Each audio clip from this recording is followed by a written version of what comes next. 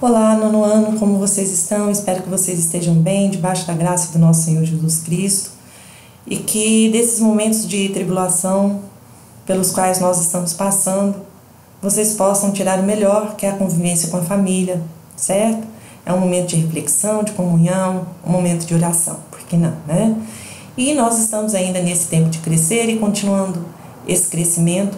Eu preparei a segunda videoaula para vocês e espero que vocês gostem. Nessa videoaula eu fiz na segunda lâmina um roteiro do que vai ser trabalhado nessa videoaula, para facilitar para vocês, para que vocês possam se orientar melhor na hora de assistir às aulas e na hora de procurar aquilo que vocês querem, ok? Então vamos lá. Nessa segunda videoaula nós vamos trabalhar com o livro de práticas de produção de produções textuais, da página 10 até a página 12. O tema a ser trabalhado será a mini-biografia romanceada. E ainda trabalharemos a proposta 1 a 2, além do livro que vocês trabalham em sala de aula com a professora de português no capítulo Você Constrói. Tudo bem? Vamos lá? Então, para nós começarmos, é importante que vocês saibam o que é uma biografia e uma mini-biografia. As características, como tudo que a gente trabalha sobre gêneros textuais, eu não falei para vocês que os gêneros textuais eles possuem o seu DNA, eles possuem as suas características. Quando você vai trabalhar uma narrativa, ela possui características de uma narrativa. Quando você vai trabalhar uma biografia, ela também possui características que a fazem ser do gênero biografia, certo? E dentre as características da biografia ou da mini-biografia, nós temos as seguintes: são informações quanto ao nome da pessoa, a data e local do seu nascimento, fatos importantes da vida dessa pessoa e o relato dos fatos no texto biográfico aparecem frequentemente pontuado de lembranças, porém com o compromisso de dizer a verdade. As informações são sempre verossímeis. E o que é uma biografia ou uma mini-biografia? Ela é do gênero narrativo. Todo texto narrativo, ele tem um narrador, mas neste caso, ele vai ser narrado em terceira pessoa. Você não participa das ações. Lembrem-se que quando eu trabalhei sobre a questão do gênero narrativo, você tem o papel do narrador, são 3. O narrador onisciente, onipresente. O narrador onisciente, ele narra em terceira pessoa, ele conhece todos os movimentos, as ações, mas ele não participa diretamente das informações, das ações e nem da história. Na biografia é esse o caso. Você vai narrar em terceira pessoa, você vai narrar os acontecimentos, tudo que ocorreu, mas não participa de nenhum deles, no caso, só a pessoa biografada. Outra característica também a ser trabalhada é a ordem cronológica dos fatos, desde o nascimento, a criança, a adolescência, a juventude e assim por diante, tá? Então, sempre preocupados em trabalhar de forma cronológica os fatos, de forma crescente. O conjunto de informações sobre a vida de alguém. Quando você pega, por exemplo, o texto da Cora Coralina ou do Machado de Assis, sempre vem uma biografia. Consta quando nasceu, quando morreu, onde ele viveu, de que maneira viveu, quais as obras que essa pessoa escreveu, quais os fatos importantes que aconteceram na vida dessa pessoa.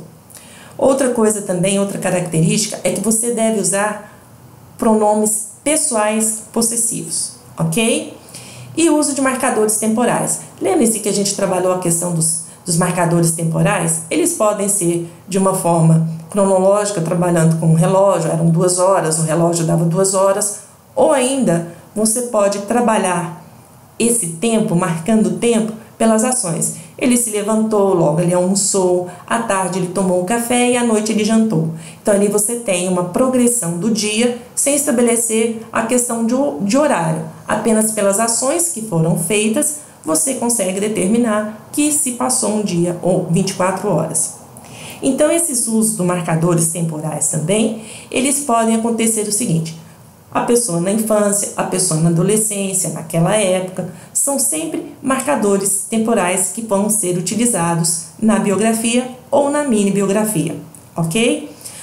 Outra coisa também que você vai perceber, que na biografia, geralmente as pessoas biografadas, elas já não estão mais entre nós, ou se ainda estão, todas as ações que elas fizeram foram ações do passado.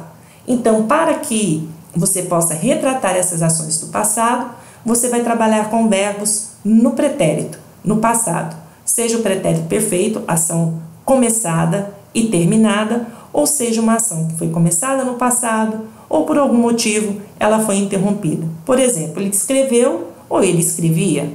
Enfim, você sempre vai trabalhar com verbos no pretérito. A verossimilhança dos fatos narrados. O que é a verossimilhança? É bem próximo da realidade. Então, pressupõe-se que você está trabalhando com os fatos, com a veracidade dos fatos, com a verdade dos fatos. Ele é próximo de ser considerado uma verdade. Se é verdade ou não, você já não consegue determinar. E como você deve fazer isso? Antes de mais nada, devemos pesquisar sobre a vida da pessoa a ser biografada, a qual nós vamos fazer essa biografia ou a mini biografia.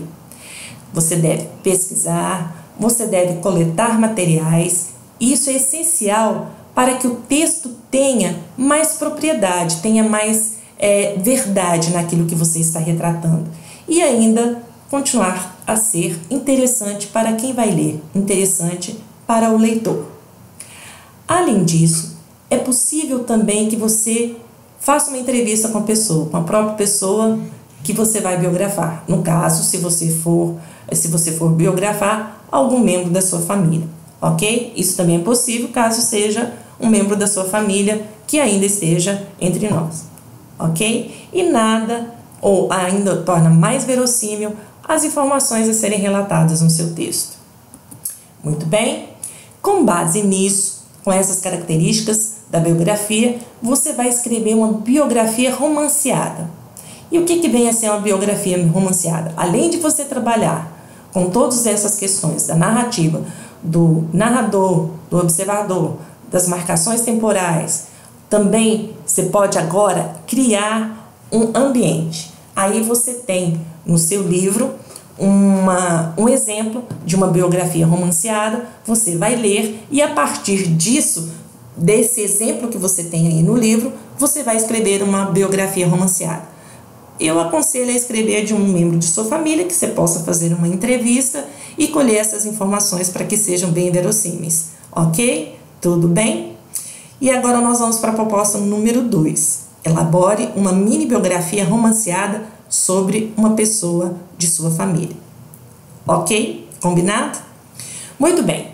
Terminada a parte, então, dessa proposta de biografia e mini biografia, você agora vai para o livro da língua portuguesa que você trabalha com a professora de português em sala de aula.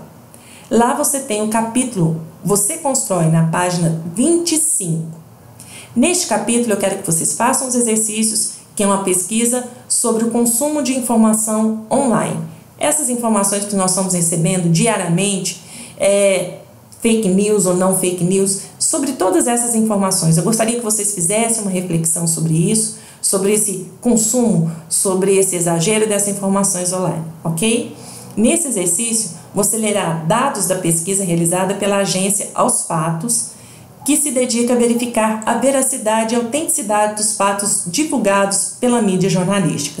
O que tem de veracidade, de verdade nos fatos divulgados e o que não. Então, essa agência ela é encarregada de verificar isso, a autenticidade, e justamente combater também as famosas fake news, as informações falsas, as informações de pessoas que não são autoridades no assunto e que divulgam em forma de achismo, certo? Bom, espero que vocês tenham gostado e que vocês possam aproveitar e produzir bastante. Até a nossa próxima aula. Fiquem com Deus e que Jesus os abençoe. Espero que vocês tenham gostado. Um grande abraço e até mais.